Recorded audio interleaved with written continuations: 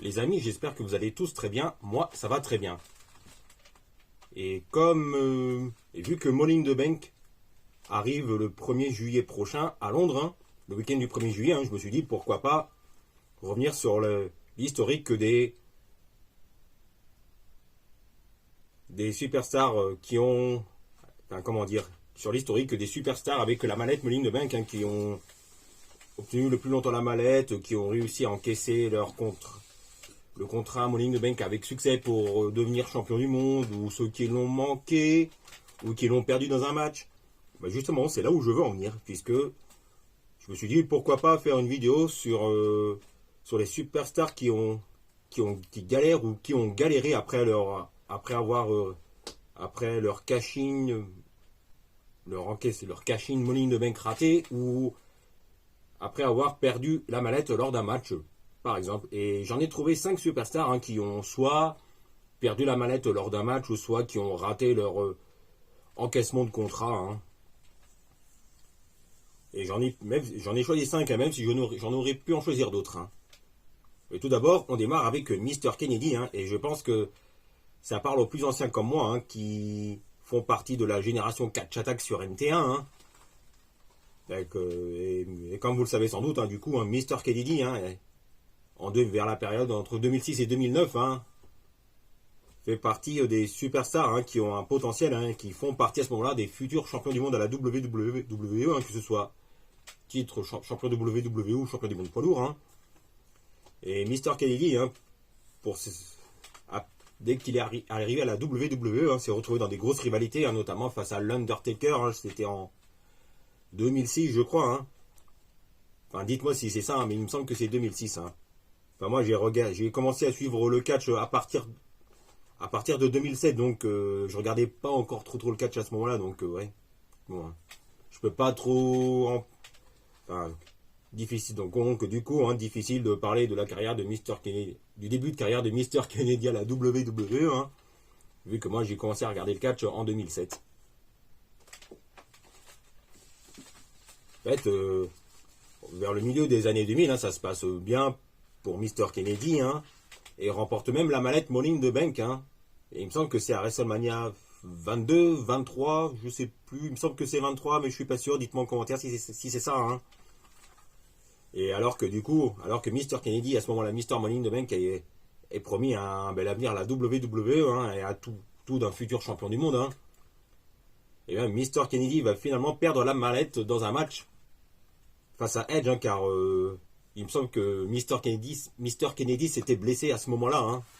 Donc ce qui fait qu'il a finalement, ça a chamboulé les plans de la WWE, hein, et qu'il a perdu du coup la mallette face à Edge dans un match de dernière minute. Hein. Et là, ce qui fait que Mr. Kennedy, hein, met beaucoup de temps à revenir. Hein. Il revient et se retrouve après dans quelques rivalités à droite à gauche. Hein. Et il va s'absenter durant un bon moment aussi, hein, vers 2007-2008, je crois, hein, en raison d'un tournage d'un film dont j'ai oublié le nom, hein, excusez-moi. Et c'est en 2009 que Mr. Kennedy va faire son grand retour à la WWE, hein, où il fait face à Randy Orton, hein, où il fait appel toujours à son micro, hein, où ses speeches, où ses discours ont toujours été très bons, hein, avec le mythique Mr. Kennedy. Ah, moi, ça m'avait fait beaucoup rire à l'époque. Hein. Et après, dans le même show, lors de la même soirée, un Mr. Kennedy, hein, se retrouve dans l'équipe des Faces avec John Cena, Batista, MVP et Kofi Kingston, il me semble. Hein. Et Mr. Kennedy fait partie de l'équipe des Faces qui remporte le match face au Heel avec Randy Orton et toute la Legacy, Big Show et le Miz. Hein. Mais le problème, c'est que dans ce match, Mr. Kennedy a mal porté une souplex sur Randy Orton. Hein. Ce qui fait que Randy Orton était frustré et s'en était plaint auprès des officiels et auprès de Vince. Hein. Ce qui fait que ça a plus ou moins contribué au licenciement de Mr. Kennedy à la WWE alors qu'il venait de revenir. Hein. Et donc, du coup, fin de carrière à la WWE à ce moment-là pour Mr. Kennedy en 2009. Hein. Et depuis, hein, Mr. Kennedy hein, a fait une belle carrière à Impact Wrestling. Hein, et d'après ce que j'ai vu, hein, tout se passe bien pour lui. Hein, je ne sais, mais il me semble qu'il est encore en activité. Hein, d'après ce que j'ai lu. Hein. Après, autre superstar qui a cette fois-ci qui a raté son cash-in Money in the Bank, c'est Damien Sandow, hein, qui il y a 10 ans déjà, hein, avait remporté la mallette Money in the Bank. Hein, d'ailleurs, hein, je n'ai jamais compris pourquoi faire gagner la mallette Money in the Bank à Damien Sandow, alors que dans le même match Money in the Bank ladder match, il y avait mieux comme choix de vainqueur. Hein, et je pense à Cody Rhodes par exemple à ce moment-là. Hein. Et justement, hein, après avoir remporté la mallette, hein, Damien Sandow se retrouve en rivalité avec Cody Rhodes, hein, alors que ces deux superstars avaient formé une équipe qui s'appelait les Rhodes Scholars, je crois, hein, qui fonctionnait plutôt pas mal, hein, mais bon après, hein, Cody Rhodes et Damien Sandow, hein, ont continué leur carrière solo de leur côté, hein, même s'il y a eu une mini rivalité entre les deux superstars. Hein. Et d'ailleurs, hein, ça vient de me revenir, hein, mais il y a eu un segment où Cody Rhodes avait balancé la mallette de Damien Sandow, hein, je ne sais plus quel segment, hein, mais c'était en dehors de l'arène, hein, où Cody Rhodes avait balancé la mallette de Damien Sandow, hein, à la mer, hein, scénaristiquement, hein, c'est dans la storyline, bien évidemment, hein. Et alors qu'on voyait Damien Sandow, hein, et là, on se dit déjà que ça ne sent vraiment pas. Ce n'est pas vraiment très bon signe pour Damien Sandow pour la suite. Hein. Et ça se confirme puisque Damien Sandow encaisse son contrat Money in the Bank à l'avance face à John Cena, à ce moment-là champion du monde poids lourd en 2013. Hein. Et là, ça se confirme hein, puisque Damien Sandow rate son cash-in Money in the Bank puisque John Cena reste champion du monde poids lourd hein, en gagnant son match face à Damien Sandow assez facilement. Hein. Plus ou moins. Ensuite, autre superstar qui a manqué son cash-in Money in the Bank, c'est Baron Corbin en 2017. Hein. Alors qu'il avait du potentiel à ce moment-là, il avait exprimé tout son talent sur le ring, hein, Baron Corbin, hein, et aussi au micro. Hein. En fait, Baron Corbin remporte la mallette Money in the Bank en 2017, hein, et lors d'un SmackDown avant SummerSlam, il tente d'encaisser sa mallette sur Jinder Mahal, à ce moment-là champion de la WWE, improbable. Mais là, ça ne fonctionnera pas, hein, puisque John Cena coûte la victoire à Corbin, hein, et ce qui fait que Corbin est le suivant à manquer son cash-in Money in the Bank. Et ce qui fait que par la suite, Baron Corbin hein, se retrouve est retombé dans la mid-card, hein, où il restera probablement définitivement, enfin, probablement pour un bon moment, hein, en se retrouvant dans des rivalités qui pouvaient être intéressantes, à la fois intéressantes et pas intéressantes du tout, hein. Et je ne parle même pas de la rivalité contre Roman Reigns il y a 4 ans, là, je ne reviendrai pas dessus. Hein. Enfin, vous savez ce que j'en pense. Hein. Et ensuite, il y a eu un petit espoir avec sa nouvelle gimmick Happy Corbin, mais si au début ça avait bien pris, bah là, sa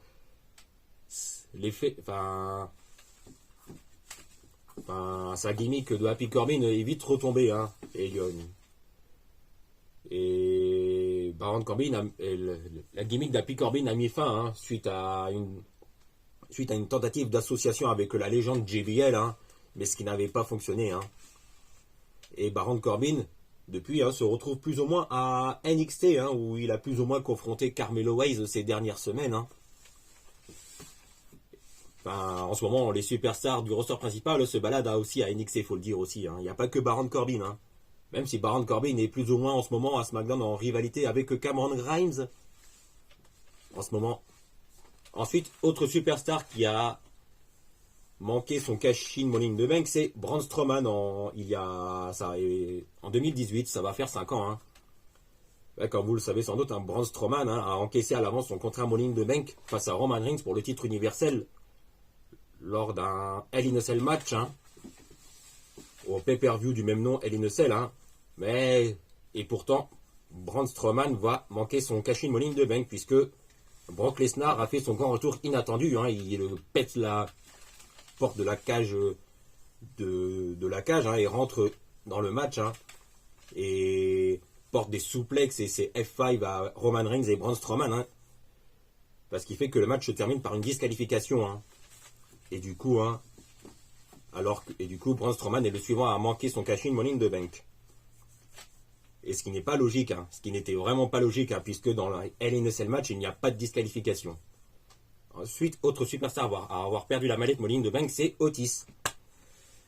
Et comme vous le savez sans doute, en 2020, Otis a remporté la mallette Money in the Bank, et c'était vraiment une surprise, alors qu'il y avait des grands favoris comme Aleister Black par exemple, dans le même match, qui était candidat pour la mallette Money in the Bank. Et faire gagner la mallette à Otis, c'était vraiment une erreur, puisque ça n'avait pas fonctionné. Mais bon, il y avait la storyline avec Mandy Rose, etc., etc. Et toujours là, en équipe avec comment il s'appelle, Tucker, dans l'équipe d'Heavy Machinery. Et ça se confirme pour Otis, ça va pas marcher pour Otis à ce moment-là, puisque Otis va perdre la mallette dans un match face à The Miz. Ce qui fait que par la suite, Otis retombe très vite dans le mid-card.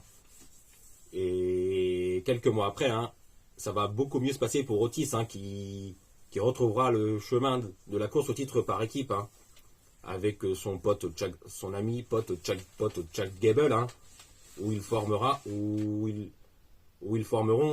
Otis et Chad Gable formeront la Alpha Academy, et tout se passe mieux, et là ça se passe beaucoup mieux pour Otis, avec Chad Gable dans la Alpha Academy.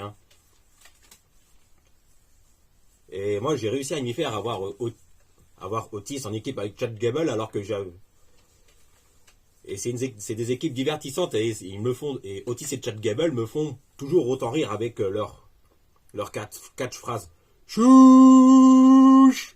Et ça me fait toujours autant rire. Donc je suis content de voir Otis se relancer dans la course au titre par équipe avec Chad Gable, en tant que Alpha Academy, où Otis et Chad Gable sont devenus amis, potes, depuis. Et on espère voir Chad Gable et Otis devenir ou redevenir champions par équipe prochainement. Et un match entre Kevin Owens et Sami Zayn face à Alpha Academy, je pense que ça peut être excellent. Voilà, je crois que c'est tout pour aujourd'hui, et je n'ai pas évoqué John Cena, puisque John Cena n'avait pas vraiment besoin de la mallette, même s'il était le premier à manquer son cash-in Money in the Bank, mais je n'ai pas parlé de John Cena, puisque John Cena n'avait pas vraiment besoin de la mallette et était déjà et à ce moment-là est déjà une des grandes superstars de la WWE, et déjà une légende, une des grandes légendes. Et je n'ai pas parlé non plus de Austin Theory, puisque lui, c'est différent, puisque malgré son cash-in Money in the Bank raté pour le titre des États-Unis face à Seth Rollins, ça va faire bientôt un an. Austin Theory s'est complètement relancé, avec une nouvelle gimmick, et avec un règne de champion des États-Unis qui se passe très très bien pour Austin Theory. Que dire de plus, je crois que c'est tout pour aujourd'hui.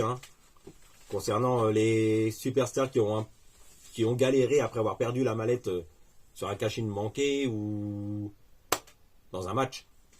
Et que dire de plus, je crois que c'est tout pour aujourd'hui. Et je peux vous parler de l'arrivée de Luis Enrique au poste d'entraîneur du PSG vite fait. Je crois que ça va être un très bon choix pour le Paris Saint-Germain d'avoir Luis Enrique comme entraîneur expérimenté, car Luis Enrique, c'est lui qui a été à l'origine du trio MSN au Barça durant 3 ans, avec Messi, Suarez, Neymar, le trio MSN, entre 2014 et 2017. Et Luis Enrique a permis à cette équipe du Barça d'être au top du top, jusqu'à la saison 2016-2017, la saison de la remontada. Bon, ça, on va pas refaire l'histoire. Et ensuite, Luis Enrique a gagné beaucoup d'expérience en tant qu'entraîneur, aussi en tant que sélectionneur de l'Espagne. Et il était encore sélectionneur de l'Espagne il y a 6 mois encore de cela à peu près. Et donc, je pense que Luis Enrique peut relancer Neymar la saison prochaine au PSG. Voilà, je crois que c'est tout pour aujourd'hui. N'hésitez pas à vous abonner sur la petite cloche pour être informé de la sortie des prochaines vidéos. Et on se retrouve très vite pour parler de football et de catch.